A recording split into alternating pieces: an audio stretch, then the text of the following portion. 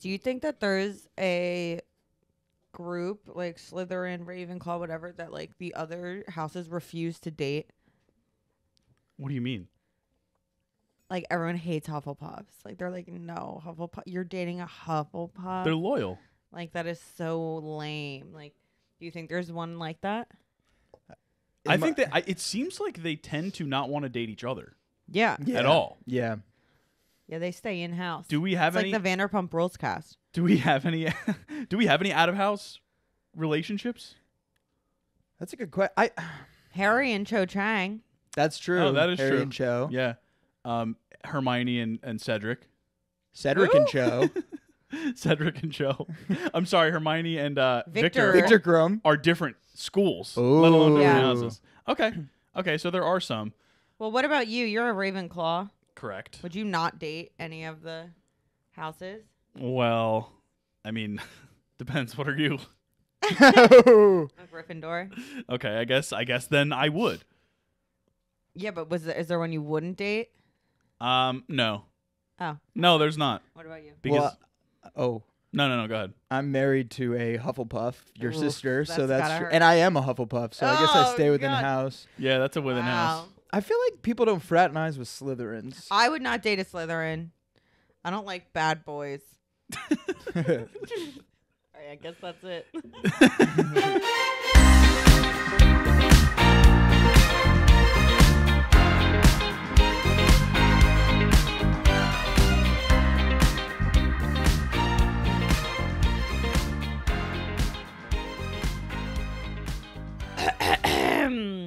We have a second movie in a series for the first time today. We do. It's our first sequel. Woo! And not oh, our first second guest actually. Wait, what? Plessy's no. been on yeah, twice. Plessy's been on a billion times. Yeah. I'm Erin. I'm Tom. And this is Baby's First Watch List, the podcast where we watch movies and decide if we want our son to watch them. And the answer is always yes. Sometimes we ask his aunts and uncles and grandparents as well. And today we have a special guest. So for the second time, welcome Uncle Alex. Hey. He's back. And for the second time, I want to start this episode by saying we don't like J.K. Rowling. We don't agree with her. Yeah, there you go. Yes. And she sucks. So, Uncle Alex, tell us, what is the last really good movie you watched? Don't say this one. Oh, that's a great question. The last really good movie I watched. Kaylee and I went to go see Die Hard in theaters for the holiday season. Oh, I didn't know it was in theaters. Original Die The Hard? original Die Hard. They put it back in Dolby Sound Vision Dobby? cinema thing. Or Dobby, Dolby? yeah. Yeah, They Dobby brought it back in Vision. Dolby Vision. And yeah, so we went to see Die Hard. Great movie. Great movie. So good. Where did you see it? We saw it at the Garden State Plaza in North Jersey, up in Paramus. Was the crowd feeling it? You know, there weren't many people there. There was a baby crying. You could say she was feeling it. Yeah. A baby at Die Hard. There you go. That's a baby's first watch list first. Yeah. That's good. I love Die Hard. That's actually a very good movie. So good. So Uncle Alex is officially a recurring guest for Big Movie Series because we're probably going to do Star Wars too eventually. Yeah. Oh, Eventually. That's going to be a good one. So today we are discussing the second film in the Harry Potter series, Harry Potter and the Chamber of Secrets. This film, directed by Home Alone and Harry Potter 1 director Chris Columbus, was adapted from the novel by J.K. Rowling by the screenwriter Steve Kloves with a K. Kloves is also known for writing and directing The Fabulous Baker Boys. And being one of my favorite herbs. Was not really. I don't like Or cloves that spices. much. He was Oscar nominated for writing The Wonder Boys, Okay, we watched that. which I hated. We talked about that last time, I think. Terrible movie. And he wrote all of the Harry Potter movies except for The Order of the Phoenix. He wrote all the rest of them, which Wow. is kind of crazy. Yeah. Cinematographer Roger Pratt, he also shot Batman, Chocolat, The End of the Affair, which he was not Oscar nominated for, and he did one other Harry Potter movie. Do you want to guess what cinematography-wise is similar to this one? Half-Blood Prince. What's your guess? I would say 4, Goblet of Fire. He's right. It's Goblet of Fire. Editor Peter I Honest. missed it. Yeah, you loser. He was Oscar nominated for LA Confidential. Which we watched way He- back in the day. Oh. Yeah, we did. He also edited The Fast and the Furious. We watched LA Confidential on like our third date. Really? Yeah, it was at your parents' house. Oh, that's weird. Mm-hmm. That sounds like a good date. Yeah, Airplane was the first one. I don't remember Yeah. the second one. Second one, we went to the mall. Okay. And then I guess Third we one, I watched guess, was LA Confidential. Is that when we went to Fridays and we got free food because they they're caught on fire? Yeah, I think so. This guy also co-edited a movie that Tom and I have been talking about a lot lately. Disney's The Kid. Yes, we've mentioned Disney's The Kid quite a few times. I don't know what it is really. I've seen Aaron it. keeps bringing it up.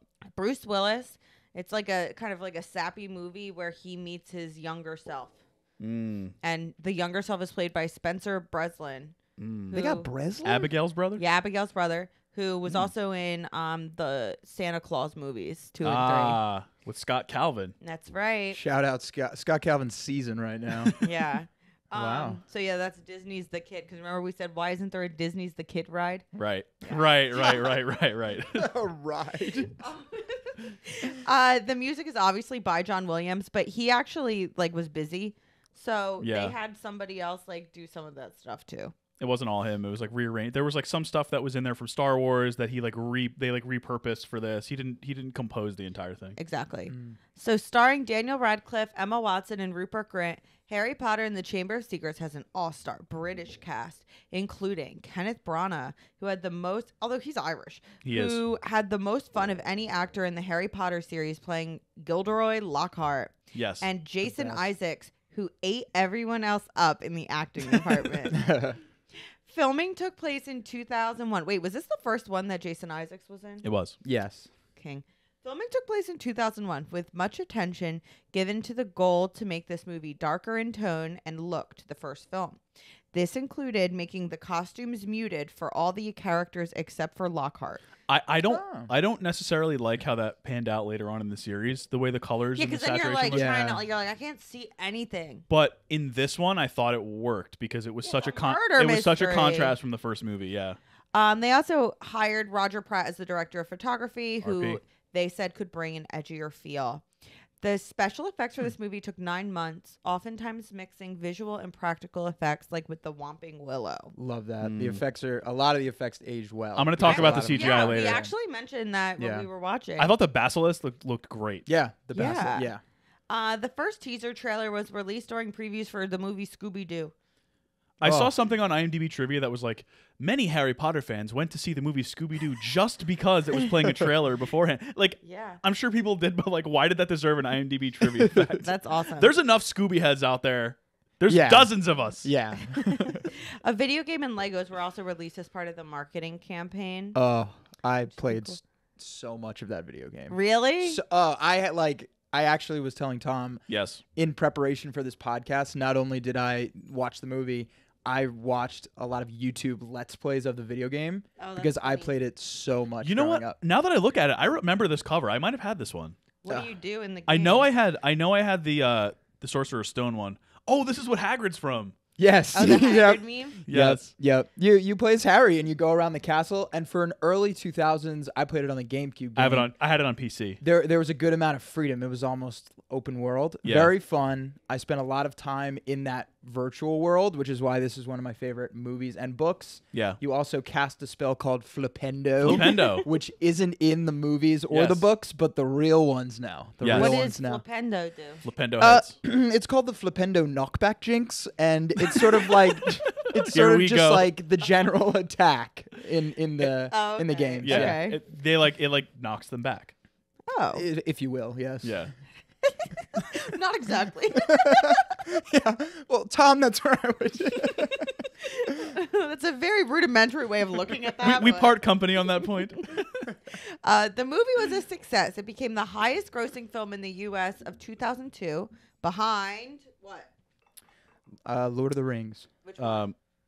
That Two was Towers. Two Towers. Yeah, it's the one where Orlando Bloom like kills an elephant. An Oliphant, yes. Timothy Oliphant. And it made $926 million on a $100 million budget. The 161-minute movie, which is the longest in the whole series. Longest in the series. Which is ridiculous. Well, technically, Deathly Hallows Part 1 and 2 are one movie. All right, enough. It also did well critically with an 82% on Rotten Tomatoes.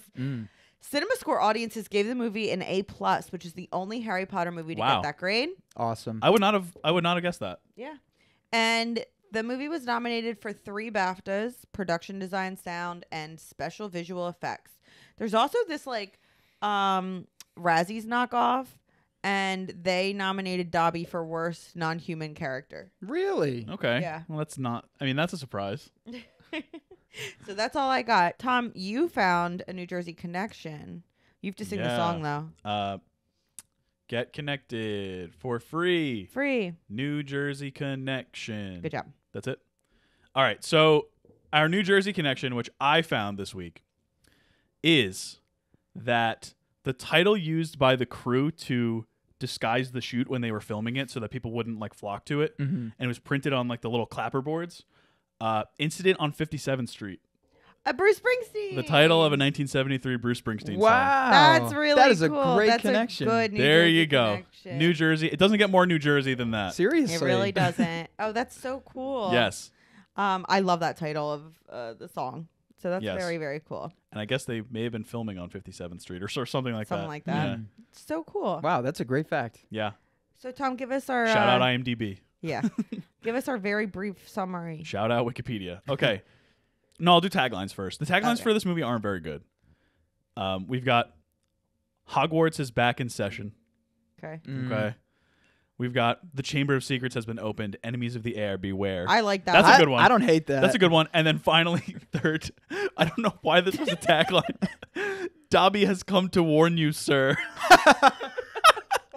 Like, who's reading that? It's like me? Who knows who Dobby is? It's come to warn you. I mean, the people who read the book, I guess, but imagine you never read the books and it's like Exactly. Dobby. You're like, who is Dobby? Yeah. Like, imagine like my mom who doesn't watch these movies seeing that. Yes. I didn't get a chance to like trim down the plot summary, but I'm going to do my best here. All right. Spending the summer with the Dursleys, Harry Potter meets Dobby, a house elf who warns him not to return to Hogwarts or danger will strike. When Harry refuses, Dobby sabotages an important dinner for the Dursleys, who lock Harry up to prevent his departure.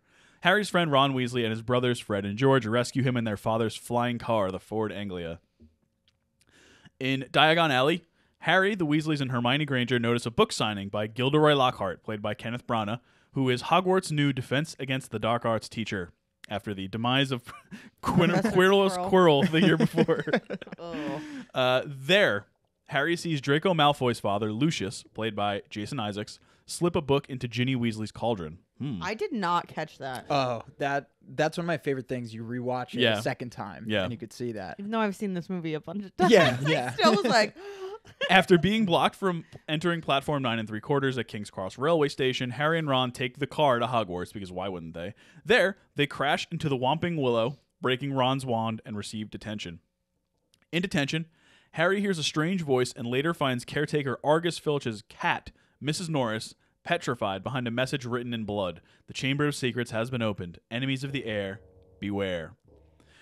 One of Hogwarts' founders, Salazar Slytherin, supposedly constructed a secret chamber containing a monster that only his heir can control, capable of purging the school of Muggle-born students. To solve the mystery as to who the heir is, Harry, Ron, and Hermione plan to question Malfoy, using Polyjuice Potion, which they brew in a bathroom haunted by Moaning Myrtle, a ghost. If you took somebody from like the 1970s and plopped them into that sentence, they would be like, they would have no idea. They would be like, we don't speak English, and we don't speak any language, uncognizable language in this country anymore. Okay. During a Quidditch game, Harry's arm is broken by a rogue bludger. Dobby visits him in the infirmary and reveals that he closed the barrier to platform 9 3/4 and made the bludger chase Harry to force him to leave the school. He also reveals that the chamber had been opened in the past. When Harry, in class, communicates with a snake, the school believes he is the heir. Then, disguised as two of Malfoy's friends, Harry and Ron learn he is not the heir, but come to know that a Muggle-born girl died when the chamber was last opened. Harry finds an enchanted diary owned by former student Tom Riddle, who opened the chamber and blamed Rubeus Hagrid, leading to his expulsion. When the diary is stolen and Hermione is petrified, Harry and Ron question Hagrid. Professor Dumbledore, Minister of Magic Cornelius Fudge, and Lucius Malfoy arrive to take Hagrid to Azkaban, which is Wizard's prison, and remove Dumbledore from office, but he discreetly tells the boys it's not discreet at all, to follow the spiders. Yeah.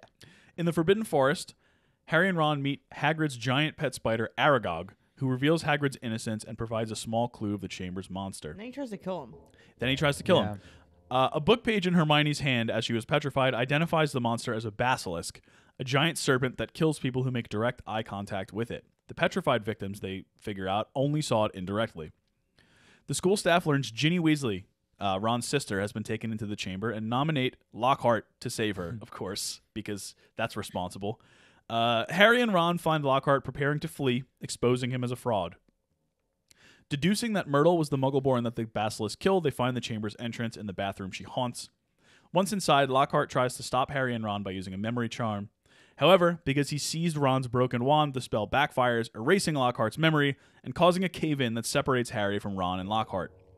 Harry enters the chamber alone, finds Ginny unconscious, guarded by Riddle, who turns out to be Slytherin's heir and Voldemort's younger self, and he used the diary to manipulate Ginny into reopening the chamber. After Harry expresses his loyalty to Dumbledore, the latter's pet phoenix Fawkes arrives with the Sorting Hat, causing Riddle to summon the basilisk. Fawkes blinds the basilisk, and the Sorting Hat produces the Sword of Gryffindor, with which Harry battles the basilisk. After a struggle, he kills it, but is poisoned by one of its fangs.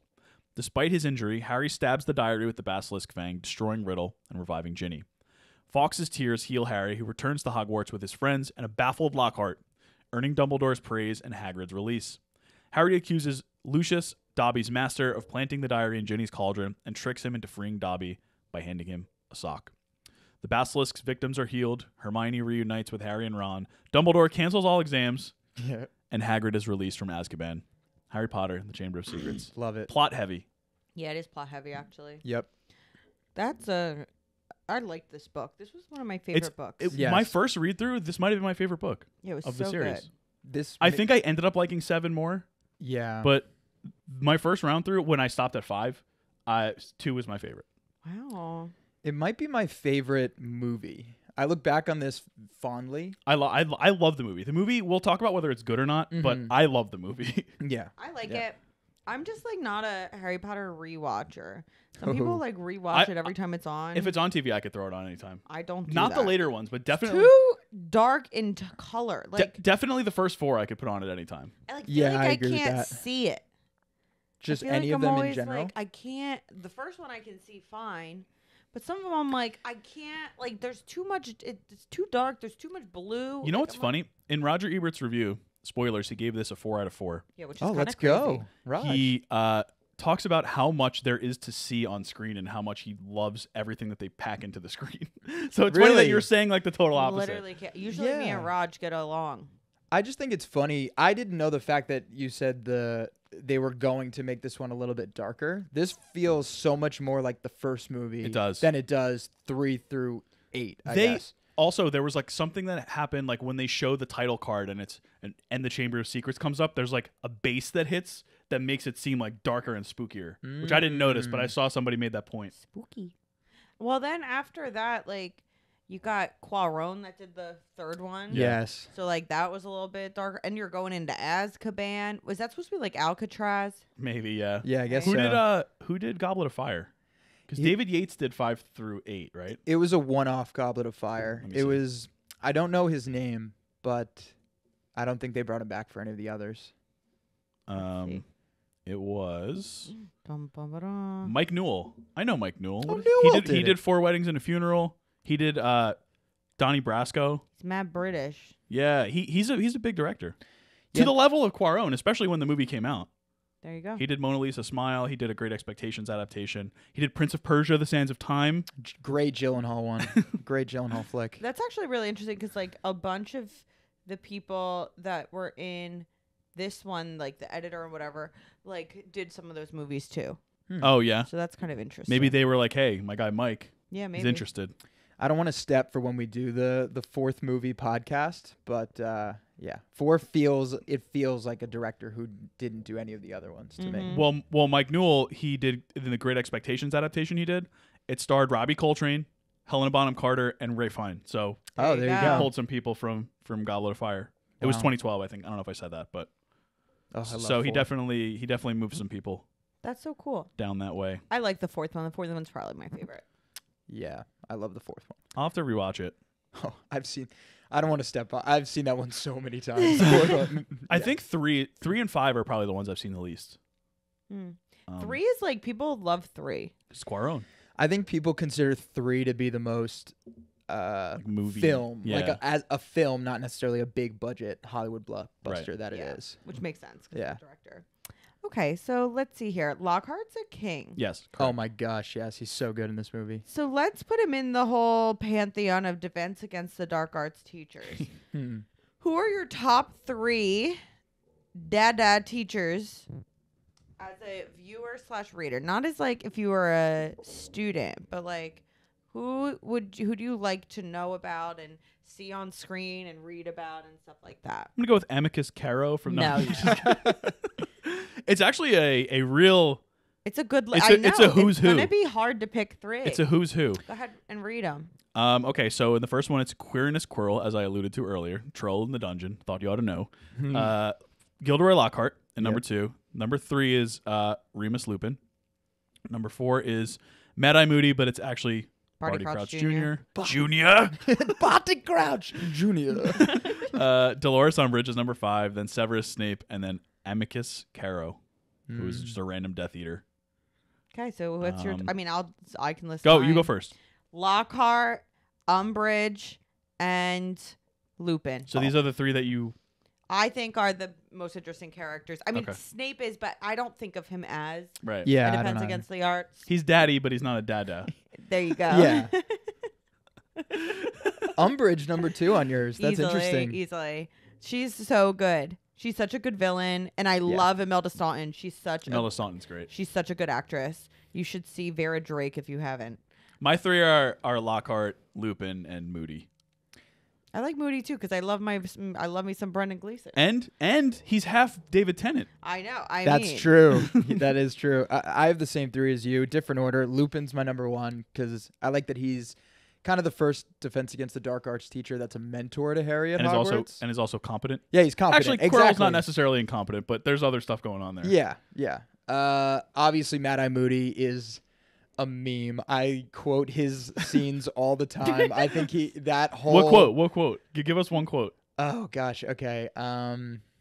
Oh man, I'm being put on the spot. No. You can work it in later if you want. It's the kind of thing where it says name a guy and then you can't think of a guy. Yes, You know what I yes, mean?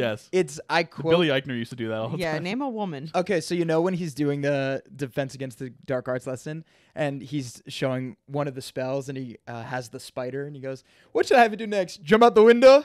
Drown herself?" Yeah. It's so good. It's so good. I think that, like I said, though, it's a who's who. All of these, all the first 6 are great. Yeah. So And good. Quirrell, I love Quirrell. Yeah, Like, I love Quirrell I, too. Yeah. I will tell you what, I would like to know more about Quirrell. Like Me too. you hear nothing about him after the first Yep. book, Right. really. Same with Lockhart. I want a Yeah. spin-off. Yeah. I want Yeah. like a travel show with Lockhart. Yeah. Him like going to different places. But it would be him after he's been obliviated, Yeah. where he's like he'll go to like a new place and he'll like rediscover that place. Yeah. For Yeah. the first time. That You would could be turn- fascinating. And he would make so much money off that. I would watch. Yeah. Yep. He could do like an Anthony Bourdain thing. Yeah, exactly. I would love to see Lockhart do like an Anthony Bourdain thing. Yeah. Gosh, that would be so good. Instead of no reservations, it's no memory. Yeah, exactly. Perfect. So let's say you were a student, especially if you were like a second year or first year, like you were 11, 12 years old, and you go to Hogwarts and everyone starts getting petrified and the teachers are scared and there's like blood on the walls. What would you do? There's absolutely no chance I'm leaving my room. Yeah, right? Not a single chance. I'm Yeah. having my parents pick me up. Yep. Especially if my parents are Muggleborns. I'm getting out of there. Mhm. I want Yeah. nothing to do with this.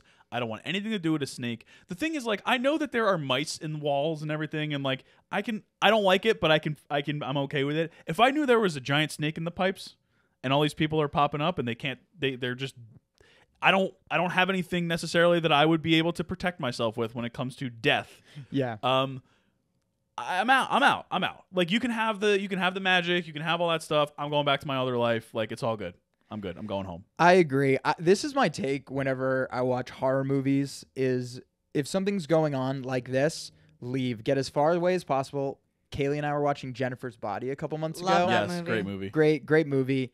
And again, I had kind of the same take where Jennifer, or they didn't know, but it was Jennifer's killing all these people, and Boys. there are boys, and there are like scenes of people walking around at nighttime alone or just in groups of two. No shot. I would move. I would get in my car and I would go as far away as possible, and I wouldn't even be a thought in the killer's mind. So in one of the screenwriting books I read recently, they said that the good part about a good horror movie happens in a place where the people can't leave. Definitely. Right. Like definitely. Because otherwise you just leave. Yep. But a lot of times the best ones are like Nightmare on Elm Street. You can't not sleep, Yeah. you know? Yep. So even if you leave Elm Street, like he can still get you because he's Yeah. still he's picking out certain targets. So like if you can't escape, that makes things 10 times scarier because you lose the excuse of like, okay, we'll just leave. Exactly. You know? Or like the Terminator where you can go anywhere, it will He's gonna find find you. you. Yeah. Yeah. Well, R.I.P. to you guys, but I'm different. I wouldn't get petrified. Oh. I wouldn't die. I would just be living my life. Like, I feel like some of the other people were just like, okay, anyway. Yeah.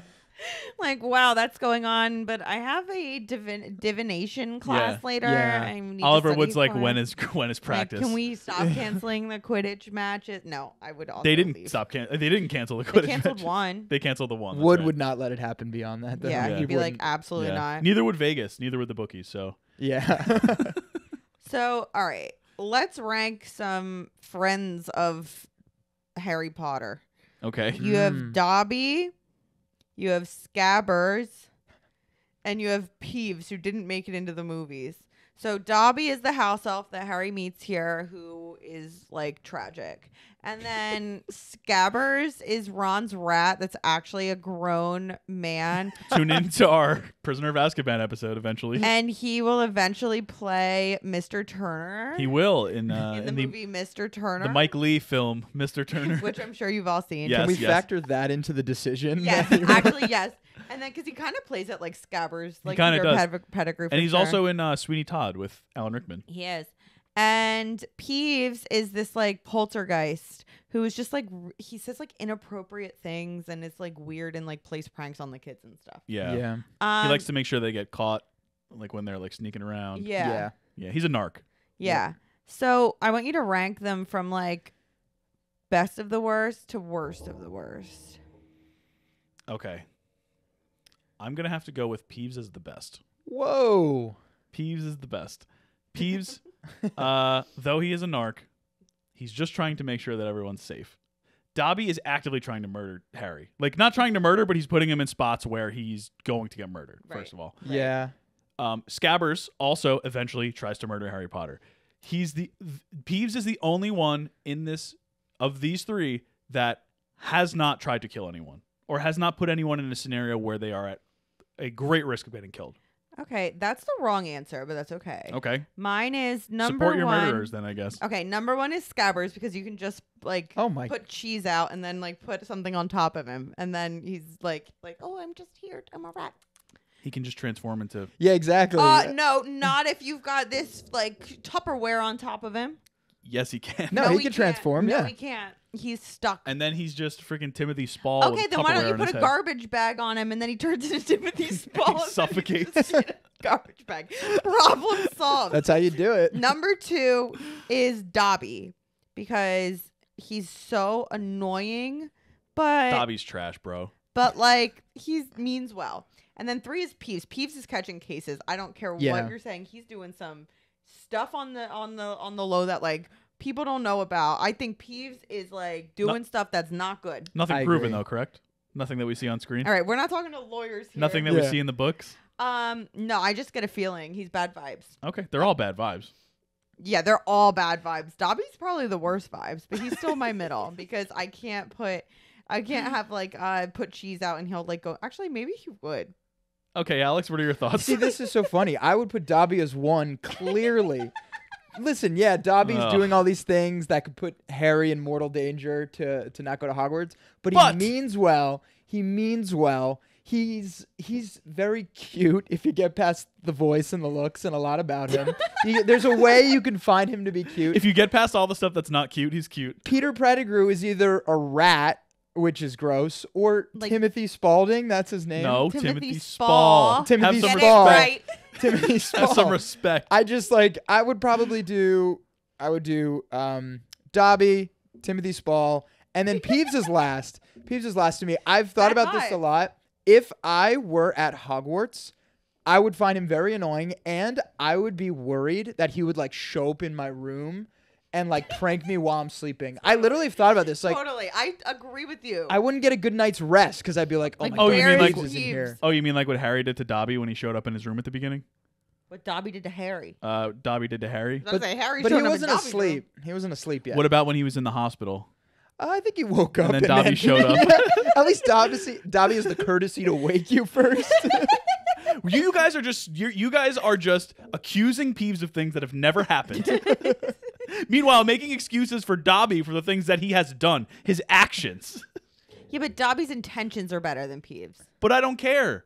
Peeves never had anybody almost killed. Peeves is so bad that they literally filmed his stuff and then did not put it in the movie. That guy, remember, he told his family that he was in the movie, and then they all watched the movie and he wasn't in it. Yeah. Oh, gosh. Justice for him. My last question. I don't know if this is a good movie or not, to be honest with you. So is this a good movie? I think that there's a lot about it where I was like, why? Like, it does a really bad job from a writing perspective of setting up what's coming next. So you get your little foreshadowing that is in the books, which is already there, but you don't get like all of a sudden it's like you jump from a petrification scene right to Quidditch, but we don't know like just have somebody say like, oh, we got the Quidditch match coming up and we don't know if it's gonna like go forward or whatever. Like there's no setup to anything. Like when the Quidditch match gets canceled, it's like, oh, now it's Quidditch, and then actually McGonagall comes in and it's not Quidditch, and then we're back to where we're like. To me, the transitions were off, which is nitpicky, but like, I think it's an entertaining enough movie, and I like it. I just don't know if it's a good, well-made movie from the perspective of like storytelling. My problem with it is that I think there's things that if you didn't read the book, you have to fill in the gaps of things that like we should know. Like, why does Harry know automatically? Like, oh, I'm gonna stab this. Book. Like, I feel like I don't remember reading the book a million years ago, but I feel like he probably had an internal monologue that like he was thinking about it, and something clicked and he did it right. Like he just literally was like, anyway, Right. That's like, interesting. Like, what the heck? So I think that we need the movie's too long as it is, Right, but it is. there's a lot that's kind of missing, or like you're relying on the idea that your people read the book. See, that's interesting. I also agree that it's a little too long. This is one of the first times watching this movie that I felt the length. Maybe it was because I was watching it a little late at night, but I feel like kind of the middle third of it felt like it could be, made a bit more efficient. But I will say I like it because I feel like it's one of the only Harry Potter movies that stands on its own. Agreed. Yeah, that's fair. It's like it's kind of a complete story. It's like Harry goes to Hogwarts. There's a murder mystery going. You don't know what it is. You find out who the villain is. He slays the basilisk, and it's the end. Yeah. Even at the end of the first one, like he defeats Quirrell, but then the spirit of Voldemort kind of flies away. This kind of has a nice opening, closing. Exams are canceled. Yeah. And at Azkaban, in Prisoner of Azkaban, like he saves Sirius, right? And then there's like you kind of don't know what happens with that. Like, what's gonna happen next? Goblet of Fire, Voldemort comes back, and then all of them have like a sort of an open, partially an open ending. Exactly. Except for this one. Mm-hmm. I also think this may be a little bit more towards the writing of like the story than the movie, but I also think this is a really good sequel because it takes a lot of what was set up in the first movie and builds on it naturally. You know what I mean? Like a couple things I kind of noted were like in the first movie, it takes you to Diagon Alley. It's, this amazing place. And then it subverts your expectations by taking you to Nocturne Alley. Right. Same thing with like... Diagonally. Or like Harry talks to the snake in the school or snake in the zoo. And then that becomes like a part of the plot in this one. Yeah. I just like how it kind of naturally subverts your expectations that you enjoyed learning in the first movie. Ebert said something similar. He said something like, the first one, this is an improvement on the first one because it takes all the setup and it just plunges you right in because you don't need the setup like Exactly. you did in Yeah. the first movie. And he liked that. It's generally why I like not every sequel, but a lot of sequels that do it right for that reason. Well, and he mentioned Spider-Man 2 as a good example. yes. Which is one of the, I don't want to say one of the few, but one of the famous like sequels that a lot of people think improved on the original. Yeah. There you go. Do you have any That's questions, it? Tom? Oh, I got plenty of questions. We kind of talked about Dobby a little bit, so I'll skip my thoughts on Dobby question. While we're talking about Nocturne Alley, if you mispronounce something for the Floo Network, where is the last place you would want to end up? Okay, so like background here, like Harry's supposed to say something very clearly into the fireplace when he throws the Floo powder, and he doesn't say it clearly. He's meant to go to Diagon Alley, and he says diagonally. Yes. And he ends up in Nocturne Alley. So my problem, if I'm like mumbling something, the worst place I could end up is a mall that's 80 degrees, and I'm on the second floor of that mall. That would be the worst. But no specifics, like not packed mall or empty mall. Doesn't matter. 80 Just hot. degrees, the heat is broken, and I'm on the second floor. Okay. Second That floor. would be the worst experience ever. Okay. Any questions? I mean, I had the question. Any questions? Find something worse. Okay, you might have me beat there. We talked about mine. We actually came to a conclusion about mine before off mic, and I think it's when it would be me somehow ending up stuck in a room where everyone's talking about how the younger generation is worse than the current generation. Yeah. I hate that so much, and I hate it when, like, because every generation does it about the generation below us or below them. It happened to us. It happened to millennials from people above us. And we're doing it to people that are below us now, and I don't like that. So I would hate to be in a room where like 10 people who I didn't really know were talking about it, so that I couldn't like feel comfortable enough to be like, I don't agree with you, because I just want to get out of that room. I need to get out of the room where everyone's talking about generational differences. There you go. That's There you it. I don't know how I would get there from the Floo Network, but that's where I don't want to end go. up. Yeah, I don't know what I'd mispronounce to get there, but Yeah. that's where I'd be. Yeah. Okay. Thoughts on Colin Creevey? He's fine, whatever. He's the one with the camera, Yeah. and he gets petrified because he's looking through the viewfinder at the basilisk. I find him to be relatable. I think we've all gone to school with kids like him. Colin Creevey. A little annoying, a little like overzealous, a little too into the yearbook club. Like, yeah. I appreciate that he kind of looks up to Harry a little bit and sees him Yeah. as like a cool older kid in his school that he wants to be friends with. Tries a little too hard at that, but you know, I appreciate it. He also loves Lockhart. He does love Yeah. Lockhart, really? Yeah. Oh, I forgot He's about taking that. pictures of him. Yeah, I yeah. guess that's true. Yeah, Who doesn't? Yeah. yeah. Who doesn't? Remember when he was taking a picture of Ron when he was eating the slugs? Yeah, They yeah, were he like- tries Throwing to get up in there. slugs. I was throwing up slugs, and he was like, "Colin, get out of here!" They were like, "Get out of here, dude! You can't be doing this." He works for TMZ now. Yeah, he does. He absolutely does. Although, I don't think he really is working anywhere now. No, Colin Creevey. no, right? No. I don't think he is. No. Yeah, no spoilers, right? But Okay, is Lucius Malfoy one of the best cast roles in the series? It's so good. definitely, I think Jason Isaacs is absolutely perfect for He's Lucius Malfoy. perfect. he gets lost in that role. I don't think of when I see Jason Isaacs, It's like, it's oh, a that's Lucius disconnect. Malfoy. Yeah. And it's not like it's like, oh, Daniel Radcliffe is Harry Potter. It's like Lucius Malfoy's not in the movies that much, Right. Yeah.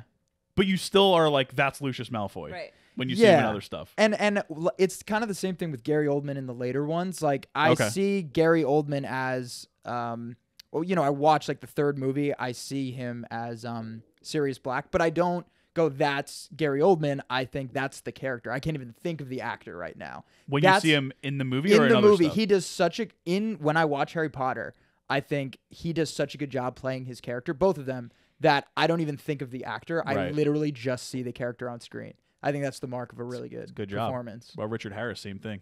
Yeah. Richard Harris is awesome in this. Yeah. Yeah, no, I think that the way that he just like drips with smugness, and apparently it was his idea.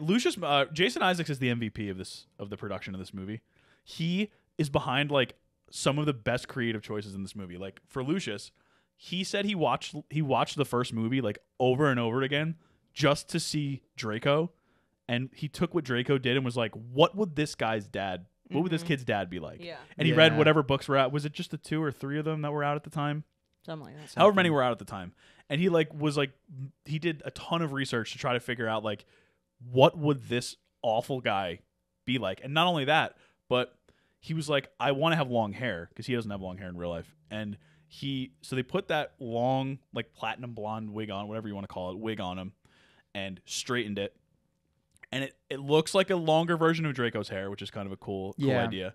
And the way that the wig fit on, he had to, because it was so heavy, he couldn't like look down. So that's why he's always like looking like with his nose like up, but it fits the character perfectly. Yeah. So like the way that it turned out and the way that his input into the character and into the costume and into all that, like I think is vital to the way the character turned out. Worked out. Yeah, and he's the real villain of this movie in the sense that like he's the one from like the 3rd scene in the movie Who planted the journal. who is the catalyst for all set it in motion. Yeah. And you need someone like that in a series of colorful characters to be a colorful villain like that. Definitely. Like Lockhart is, but Lockhart is more of a Comic relief. yeah. Yeah. But yeah, no, and that sort of smugness and like obvious evilness puts him over someone like it separates him from Lockhart because they may have some similar like arrogance, but like the way that Isaac portrays Lucius is like he's way more malicious than Lockhart is. That's my Jason Isaac spiel. Love him. Yeah, he did a great job and continues to do a great job in the series. Yes. What did you guys think of the CGI? Good. Yes, for the time, I think it was good. And I think it's, you watch a movie like Star Wars The Phantom Menace or something, which came out a few years before this, but Are you an angel? yeah. I just feel like the CGI has not aged well in a lot of early 2000s. I don't know. Jar Jar looks Aside from Jar Jar, you could see it's a little dated, but at the same time, I think it's not as dated as it could be. I think that there are certain parts of this movie that don't look very good. Like, I don't think that Dobby looks great. Quidditch doesn't look good. Quidditch doesn't look great. It looks better than the first one. Yeah. Yes. The pixies looked kind of dumb. Yeah. But the basilisk, which I said to Aaron when we were watching, if you nail one thing in this movie, it's got to be the basilisk. Definitely. And they absolutely nailed it. I think it looks like a legitimately scary. It looks like Jurassic Parkian almost. Yeah. Which I think Jurassic Park, even though it's even older, is still sort of almost a gold standard of what like something like that can look like. And the basilisk I thought was amazing. I thought it looked realistic. Yeah. The movements, the slithering, all of it. Yeah, he did good. To this day, I think the basilisk CGI effects still look really good. Yeah, absolutely. I'm trying to think. What were some of the other? There was a lot of the Whomping Willow looked pretty good. The car itself looked pretty good. Oh, I Yeah. like the car. He's nice. Oh yeah, when the car saves them from the spiders. Yeah, he's so cute. Yeah, the spiders were fine. Fang. Yeah, some of them. Fang is CGI too, right? Is he? I think so, isn't he? Maybe he's. Well, I not. know they cast a real dog in certain scenes, maybe in some. The cat. They got him. They got the real They one. got him. Made them very nervous. I just think it ages well because, and Tom, I know you said you have some notes on this, but they marry practical effects with CGI. Like the Whomping Willow, there's some CGI, but there's also like a real branch that smashes into the car. Yes. Same with the basilisk. Same with like when they're running from the spiders, like a practical spider grabs Ron from outside the window, you know? Aragog was an animatronic spider that the crew built to walk up on set. That's cool. Yeah, I read they... Fox was also part practical. Yeah, I noticed that in one of the later scenes. Yeah. Yeah, no, I mean, for the time, especially for it being 2001, 22 years old, I think it looked pretty good overall. Yeah. And it looks unique, too. Like, there's not really... Like, I can tell a Harry Potter CGI from a different movie CGI. Mm-hmm. Just, you know. What did you think about having no Hermione for, like, the last act or so? Did you think she was missing, or... Honestly, sometimes Hermione can be a little OD, so I'm like, okay. Okay. Like, take a break. Yeah, She did. needs a break. She did take a break in this one. She did. She took a break. Well, I think it was important to show that Harry and Ron can do succeed something without on their her. own. Yeah, I Right. agree. Because she basically saves the whole first one. Yeah. Even though she ends up staying back with Ron when... And it's lazy to have her be the one that figures everything out Right. every time. She's kind of like their plot armor. Right. And you Yeah. don't want to turn her into like a Mary Sue type character. You Right. want to show that she's vulnerable too, and all these kids are vulnerable. And she's the one where it really... I mean, Ginny gets pulled into the chamber, but for the viewer who You who care doesn't more really know about Ginny, Hermione, yeah. yeah, Hermione getting petrified is like, oh, Big deal. like this is real. This is for real. It also allows some of the later sequences to be a bit more clumsy. Yeah. Like I feel like if Hermione were going with them in the Forbidden Forest, maybe they would take more precaution. Or yeah, she'd be like, all right, we're not going to go talk to Aragog actually and go into this cave. So like, bye. yeah. And also she had found the thing about the basilisk, so she already knew they were on their way to. Yeah, that whole true. scene with Aragog would have never it happened. wouldn't have happened. Right. So I think it gives them an excuse to kind of let Harry and Ron figure it out themselves to show that they can do things too, and don't necessarily need Hermione, who I think is generally seen as the most apt of the three of them By far. when it comes to like solving mysteries and stuff. Yeah. But I do also like the fact that throughout this movie, Harry gets lucky. He gets lucky a bunch of times. Mm-hmm. The boy who lived. He gets lucky in that Hermione found the page about the basilisk. He gets lucky in the fact that they didn't die when they hit the Whomping Willow. He gets lucky that Fawkes shows up when the basilisk comes out. He gets very lucky. He gets lucky that he has a basilisk fang in his hand and he figures out how to stab the diary. Like he gets lucky a lot, and I think that is one of my favorite things about this series. It doesn't rely on a super strong protagonist. Like Harry has an interesting story, and they say repeatedly, especially throughout the books, that like Harry's friends prop him up every single year. Mm-hmm. Like Right. every single year. And Yeah. he has things that he's great at and other people have things that they're great at, and it sort of meshes and it dovetails, and everyone helps him, and he gets lucky in a lot of ways. And that I think is what makes his story great, that he's not Superman, you know? Yep. Mhm, definitely. So without Hermione, I think is a good like reason to have the two of them together and succeed and show that. Yeah. That's all my questions. Okay. Alex. What are your questions? I brought a couple to the table. Let's see. Okay. So my first question. So, you know how the basilisk, not many people in this film actually die by the basilisk. They're only petrified because they happen to be looking through something reflective. Yes. Yeah. My question for you two, if you were students at Hogwarts, what would you be doing that includes a reflective object that if the basilisk caught you, you would only be petrified? What would you have on you? Easy. Mine would be while I was eating a Chipotle burrito and I had the wrapping out. Oh. Duh, Could you're you never going to catch imagine? me, sucker. Could you imagine? Not like you're ever going to take your face out of looking at the burrito as No, you're eating exactly. it. I'll So. be at burritoing all day long. Sorry. For me, it would probably be the TV, like a PlayStation 5 or something. Like I'd be playing video games, and it would be like in between the loading screen, I would just happen to see it would be all black, and I would see the basilisk behind me, and I would just be like, What about you? and that's it. So when I came up with this question, I didn't have an answer ready, and I thought on it. And okay, so you know when you go to the movie theater and before the movie, Maria Menounos pops up and she talks about like Nuvie Arcade and stuff like that. I always see that. I forget to download the Nuvie app, so a lot of the times I'll download it while like I'm in the theater. So I think the basilisk would catch me. Maybe I want to see a movie, go up to the room of requirement, turns Yes. into a movie theater. Maria Menounos pops up, Nuvie Arcade, pull out the phone, start to download it, and that's exactly where I see the eye. Pulling out my phone to download the app. Yeah, perfect. That's all I could come up with. Shout out Maria Menounos. Yep.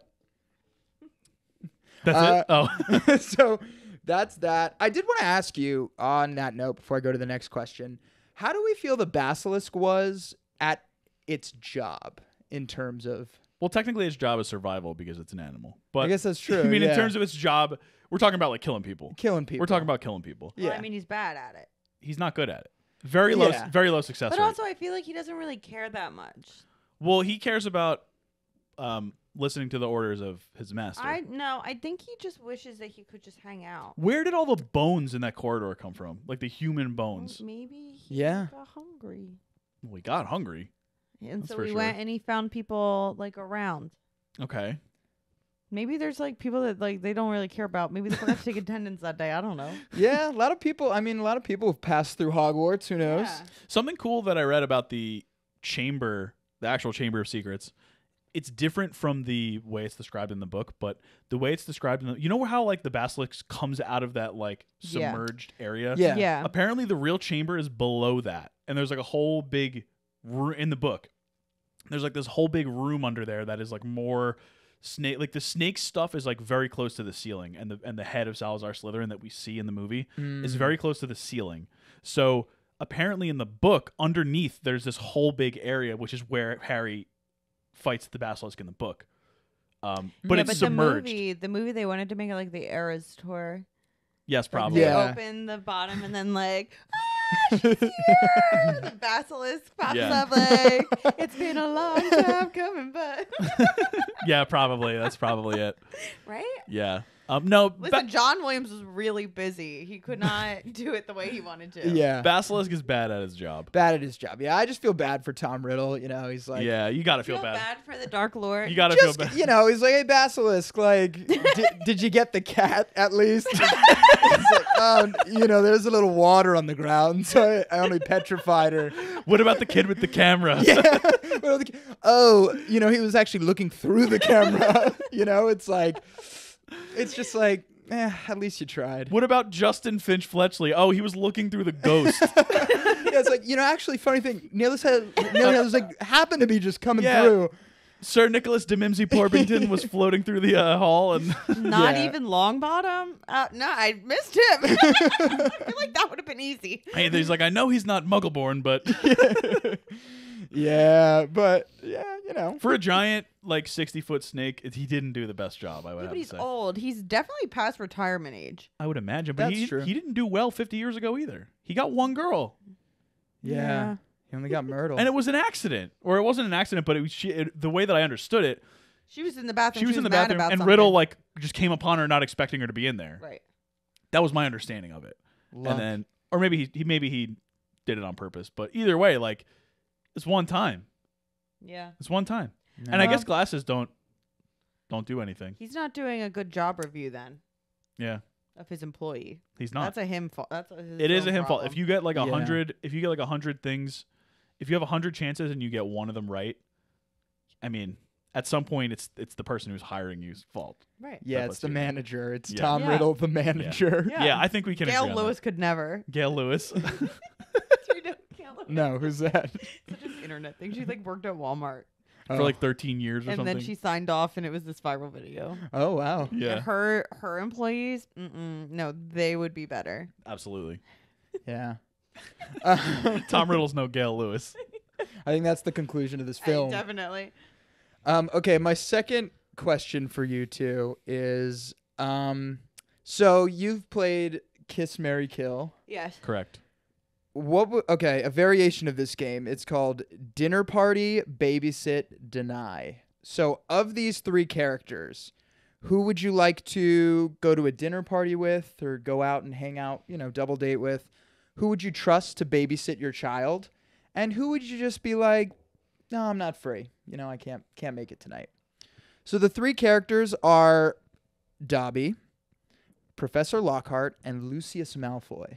I'll give it to you two. All right. I am going out to dinner with Lockhart because he'll probably bring someone famous. And he'll tell you some good stories. And then he'll tell you some good stories, even if they're fake. Yeah.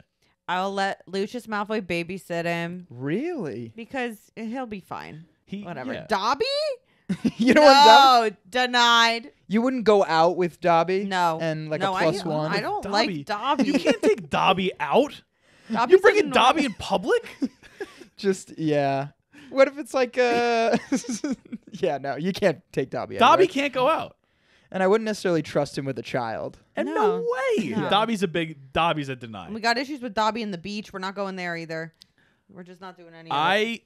The problem with taking, let's say, out to dinner, Lucius or Lockhart is that both of them are going to overorder and they're not going to pay the bill.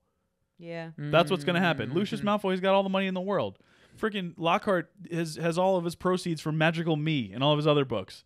Yeah. They're not paying. They're cheap. Both of those guys are cheap. But Dobby has no money either. So no matter what, you got to think when you're going to the dinner party, you're footing the bill. But so who's going to be the most entertaining one there? It's going to be Lockhart. Yeah, that's what I think. Yeah. And then by process of elimination, you leave your kid with Lucius.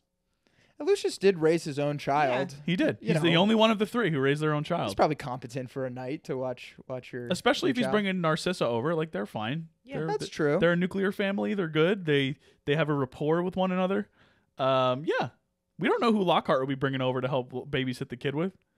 I wouldn't trust him to babysit a child too. No. You don't know. He You would know just what I mean? leave. And this is pre or post memory loss. Yeah. Oh yeah. Yeah, no. So I would definitely go deny Dobby, leave your kids with Lucius Malfoy, and dinner party with Gilderoy Lockhart. With Gilderoy. Pretty easy, I pretty agree easy. with that one. Yeah. Yeah. There you go. That's my cue. That's it? Yeah. Oh, those are my great. 2 questions. Great. All right, so I have some notes. I took a lot of notes here. I want to see if there's any Oh my God. that were that we haven't gotten to. I wrote as a dad, Arthur Weasley is dad goals, asking them how the flying car went, like how it was running instead of getting them in trouble for it. Yeah. And then Molly's like, Arthur. Like, I love that scene. He's so excited, and they're all excited to tell him like, "Oh, what's up?" You know yeah, what I mean? yeah. I have 2 back-to-back Lockhart comments here. One of them is Magical Me is the funniest possible name for a Lockhart So good. autobiography. So good. I can't even explain why. It's just like the perfect name for an autobiography. And then I also wrote just Lockhart in his classroom has a portrait of him painting a portrait of himself, Oh my gosh. Yeah, that's so good. which hides when the pixies come out too. Yeah. That whole classroom scene is great. It's It my is. favorite Lockhart sequence. It is. I love Hermione has to save the day. exactly. One of my favorite parts is when he does that quote. He's like, "I didn't get rid of the banding by she by smiling at him," and then it cuts just to Lockhart's face, Yes. and he just gives this horrible smile. It really shows you who he is. The funny part about that is that I also read, it might be in my trivia, is that a banshee is an Irish spirit, and Yeah, I played for the Burlington Banshees. it's only women. Yes. So Kenneth Branagh, an Irish actor, apparently threw in the fact that it was a him to kind of show that Lockhart is like a fraud. fraud. Oh, there you go. Yeah, which is just so smart. I said, I know we have a wrong place, wrong time storyline where like everyone catches Harry like around all these bodies. Yeah. But Harry, I wrote, but Harry really needs to relax. He's drawing all kinds of attention to himself. When Justin's like petrified, he's like playing with his hand. Yeah. When Filch catches him, like, what do you think they're gonna think is happening here? Yeah. You're always the only one here, or you and Ron are always the only ones here. You're playing with the petrified bodies. I know. It does not look good. I mean, what do you think? I said, I wish I had the courage of Ron pulling out his broken wand at any point in this movie after he made himself puke slugs for hours. I would never have that kind of courage in my life. To just like, no, I'm gonna threaten you without any wands. Like, Yeah. that's it. Yeah. I always like, I guess Lockhart didn't know that it was broken. But if you see No, this- definitely, yeah. But if you see the Spello tape on it, it's just like Yeah. But he was there when they were doing the duel, and Snape was like, Ron's wand will, like, he knew that Exactly. there was something wrong with it. I always wonder why he's so afraid. Like when he has the wand, he's not really afraid. Yeah, he takes the wand. Why he thinks it'll be. I think it's just his last ditch effort where he's like, I got no other options. I got something gotta to try do. to do this. Yeah. I also wrote, Harry, come on. McGonagall is like, the school might close if this keeps up. No one leave the tower. You have to be accompanied to class, whatever. She's done with her speech. Harry immediately turns to Ron and is like, this is so boring. Like, let's get the invisibility cloak and we got to go to the tower. And I don't think, or we got to leave the tower. I don't think they are in the tower for the rest of the movie after that. After they're explicitly told you need to stay in the tower, I'm pretty sure they're out of the There are tower just for no the rest of the movie. It was after Hermione got petrified, and I think when Ginny got brought into the Yeah. It was around the time when Yeah. Ginny got brought into the chamber. Right. And they were like, we're locking down here. Harry immediately was like, no, we got to get out of here, bro. Just hanging out. I know he's the care of magical creatures guy, but Hagrid is a sicko for having all those spiders coming out of his house, going into the forest. That hut, man. Complete sicko. I wrote, McGonagall and Snape completely undermine the seriousness of when Ginny gets abducted by telling Lockhart he has to go do something about like, it. They know he's a Yeah. fraud. Like, why aren't they taking it seriously? It's so irresponsible of them. That's true. That's true because they're aware like- that he's a fraud. Let's Good ask luck. Lockhart. Good luck, Gilly. Like, what are we doing here? Like, you got to go in. Like, Snape, you want They the said- job. Or at least No. some backup. Snape, you want the job. Go prove that you're the Defense Against the Dark Arts professor material. You know? That's so funny. I guess I never really took it. I always thought like they were earnestly like, oh, well, it's settled. Like Lockhart's gonna help, but you're right. You They're can see like throughout the sniffing whole him out. movie. Yeah, The whole movie, they kind of are like undercutting him. you're right. Yeah, Like when Snape duels him and destroys him. yeah, that's true. I'll actually save that one for last. Lucius literally tries to murder Harry with Avada Kedavra in the corridor outside Dumbledore's office. This Yeah. is so random. Like, You know what's interesting? I watched it with subtitles on, and it said Avada. but it didn't. At least the one I watched, it didn't say Avada. It said Vera, Vera. Oh, okay. I want, but Vera Drake. suggesting Vera Drake. but I Great movie. everybody. It sounds like Avada. Everybody knows it's Avada. I wonder if they went back and changed the subtitle, or if the subtitle was just incorrect. He confirmed that it was Avada Yeah, Kedavra. he did. That's but why. he said that in the script there was no curse. Yeah. But he had been reading Goblet of Fire, I guess, or whichever one it first came up in, to prepare for the role. So that was the curse that came to his head when Yeah. he was in that moment. That's so incredible. So he did it. Jason Throws Isaacs did caution it. to the wind. MVP. He's just gonna kill Harry Yes. outside of Dumbledore's office. Literally outside of Dumbledore's office. Just right there. Yeah. That would be the most open and shut murder case of all time. Seriously. This was after we watched the movie and Erin was like falling asleep. And she turned over to me and she goes, "You know Harry knew Riddle was Voldemort in the books? Harry made him do the Skibbity Toilet song and he didn't know it." So you mentioned this yesterday. I don't know who Skibbity Toilet is. I don't even. It's just like this meme that's like a head in a toilet. That her students, that like Gen Z kids Yeah. are into. Okay. Yeah. That's it. It's like this absurd. I don't know why I said that. I was like asleep. I said in the books, Harry made Voldemort sing the Skibbity Dum Dum Yeah song. We couldn't do it. Even though it took place in the 90s. My last note is that Dumbledore, he's a real piece of work in this movie. Real piece of work. I wrote, for all the abuses of power he pulls at the end here. First of all, instead of expelling Harry and Ron, they get special awards for service to the school. Second of all, the headmaster of the kids' school somehow has the power, in whatever this magical bureaucracy is, to release prisoners from Azkaban. He sends a letter to get Hagrid out of Azkaban and bring him back. And number 3, he cancels exams, which, okay, fine. Kids don't need to take exams. It's been a stressful year, whatever. But you can tell by the reactions of the teachers who had been working hard on them that he didn't tell them in advance. Like, Snape is upset. Snape's been working on this potions exam for like 6 months. And nothing. Now we got nothing. All of his work gone. He's not going to get a raise. No, he's not getting anything for that. It's a bunch of wasted time. Dumbledore pulls some crap at the end of this movie, and it makes me mad. I also think it's just like, it's unhinged. Like at the end, at the final banquet, he's proud to be like, all the petrified people are back now. Yeah. Yes. Nobody's dead. You know what it's like? The bar for his headmastery is so low that everybody's celebrating that like nobody else is gonna die, and the murderer in the school is caught. That he let essentially exist within the school. Like no control over the situation at all. And he's like with his arms out, like it's like, great news, everyone. yeah, Dumbledore, man. I mean, I love Richard Harris. He's obviously the better Dumbledore, though I love Michael Gambon in general. Yeah. Like the character in this movie is just, he's wild. He's Dumbledore. He's letting a lot loose in this one. Yeah, that's all my notes.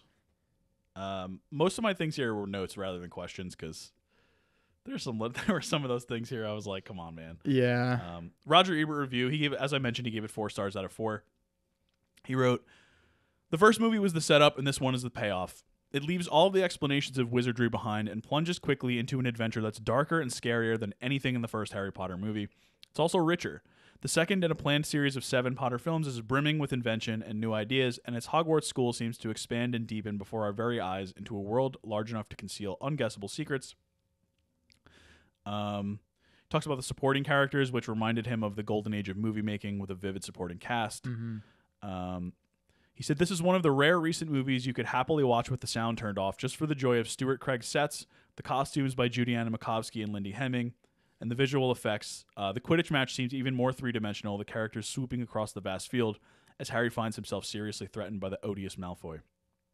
And finally, he ended by saying, "Well, I am usually in despair when a movie when a movie abandons its plot for a third act given over entirely to action. I have no problem with the way Harry Potter and the Chamber of Secrets ends because it has been pointing toward this ending, hinting about it, preparing us for it all the way through. What a glorious movie." I agree with that. Aw. I think we talked about how the middle portion gets a little long, but Yeah. I think the last maybe 50 minutes actually moves really at It such does. a fun pace. Yeah, like once they go down with Lockhart Yeah, into the sink. yeah. The whole that whole end, just it's so good. Yeah. Very well paced. Yeah. Tom's top 5 trivia. I can always tell when Aaron's like over it. Yeah, Yeah, I'm done. we've had a long day before this too. I'm not gonna lie. Yeah. So I mentioned the one about Incident on 57th Street and the Banshee. So that's 2 of them. Woo. Third, while chatting with the Grangers at the bookshop, Mr. Weasley, who is like the Muggle studies guy at the Ministry of Magic, is talking to the Grangers, and he says, "I understand that other Muggles are afraid of you, but that's because they're dentists." So, Wait, that's so mean. what do you mean? Wait, what do you mean? I'm saying that he's talking to the dentist, and he's saying, "I Oh. heard that other Muggles are I afraid thought of it was you." a British joke. Oh, maybe it is. Ooh. No. During post-production, producer David Heyman went to visit Richard Harris in the hospital. Though he was very weak from his illness, Harris insisted that the role of Dumbledore not be recast. Yeah, that's iconic. Oh wow. Sadly, Harris died shortly before production was to begin on Prisoner of Azkaban, which they started work on this movie like 5 days after the release of Sorcerer's Stone, which is kind of crazy. Really? But yeah, so Harris died before the production on the next movie, which obviously necessitated a recast. Mm-hmm. I don't know if he was like, "Don't recast me for this," or "Don't recast Dumbledore in general." Yeah, I don't know. If he was like, "Don't recast Dumbledore in general," I know there's the rumor that he said anybody but Ian McKellen, Yeah, I've heard Yes. that. which Yeah. is hilarious. And then finally, the voice of the basilisk when he's calling to his victims, Yeah. Jason Isaacs. Really? Wow. MVP of this movie, Jason Isaacs. Wow. Yeah. Love that. Chris Columbus thought Isaacs was so good at doing voiceover work, he asked him to create a creepy sounding voice for the basilisk, considering the book describes it only as a hissing sound. Wow. Yeah. There you go. The king. MVP. The king, Jason Isaacs. His footprint is all over this movie. Seriously. I think that might be all I've got. If you guys have, I have some casting actually. Tom Riddle, Eddie Redmayne auditioned, and he ended up being Newt Scamander in Wow. Fantastic Beasts. Huh. Must have, I don't know how old Eddie Redmayne is. It must have been Pretty young young at the time. I think they were originally calling for people who were 15 to 17, and the Okay. actor who got it was like 22. Okay. They just liked him the best. Mm-hmm. For Lockhart, Hugh Grant was originally cast, but he withdrew at the last moment because he was scheduled to work on 2 weeks' notice. Sandra Bullock. Good Yeah. choice. Another I don't audition, another person who auditioned for Lockhart, Jason Isaacs. Really? Chris Columbus asked him to try for Malfoy too, and he didn't want to because it was too similar to his role as Captain Hook and Peter Pan. But he ended up doing it. He said he was too polite to say no. He was offered the part of Malfoy, and he almost turned it down, but family members convinced him to do it. Jude Law was considered for Lockhart, but he was too young. And Mm. then he played And then Dumbledore. he played Dumbledore. Yeah. For Lucius, as well as Jason Isaacs, Bill Nighy and Richard E. Grant were both considered. Okay. Richard E. Grant almost is more of a Lockhart to me Yes, me too. than a Lucius. Yes. Bill Nighy, didn't he play Slughorn? He Or no, did. no, He not did. Slughorn. He was Rufus Scrimgeour. That's who it was. Yeah. Yeah. And finally, this isn't casting for this movie, but in order to reprise his role as Hagrid for this movie, Robbie Coltrane turned down a part in The West Wing. Oh, Really? wow. Yeah. Which, I'm glad he did, but would have been cool to see him outside of, the Harry Yeah. Potter, which Yeah. I haven't seen too much of him outside of the Harry Potter universe. So that's all I got, I think. Anything else? No. That's it. Great movie. Yeah, this is very fun episode again. So does Harry Potter and the Chamber of Secrets make Baby's first watch list? Yeah. One day it's going to be no, and you people are going to be shocked. I can't wait to see what the no movie is for you guys. What's our 100th movie going to be? No. What are your takeaways? Trust in yourself, even if, there's people you think that could be better. You're the one who can do something. So do it. Okay. Uncle Alex, any takeaways? Any advice for your young nephew? Any advice for my young nephew? Yeah, walk around with something reflective. Yeah, as always often as make you sure. can. That's Always what I would make tell sure. him. The problem is that doesn't really work with vampires because they don't have reflections, but it'll work against the basilisk. Yeah. Mine would probably be just like sort of the whole theme of the series, which is like trust your friends, like Aaron said. Like, doesn't always have to be. You don't always have to shoulder every burden. Like sometimes, and sometimes when you do something and you don't succeed, try again because you might get lucky next time. The Phoenix might come and save you. Who knows? The Ford Anglia might come and save you from the spiders. So that is Harry Potter and the Chamber of Secrets. Thanks again to Uncle Alex for making another long-awaited appearance. We will be back with Prisoner of Azkaban. You'll be back on for Prisoner of Azkaban, I'm sure. When we end up doing it. But next week is our last one of the year. It's our last episode of the year. And it is the Muppet Christmas Carol. Oh. Yeah. I love this movie. Michael Caine. Yeah. Acting his butt off. Yeah, he kills it in this one. Yeah. So this was Harry Potter and the Chamber of Secrets. That's Muppet Christmas Carol next week. So join us. And thanks again. Thanks for having me. Bye. See you later. Bye.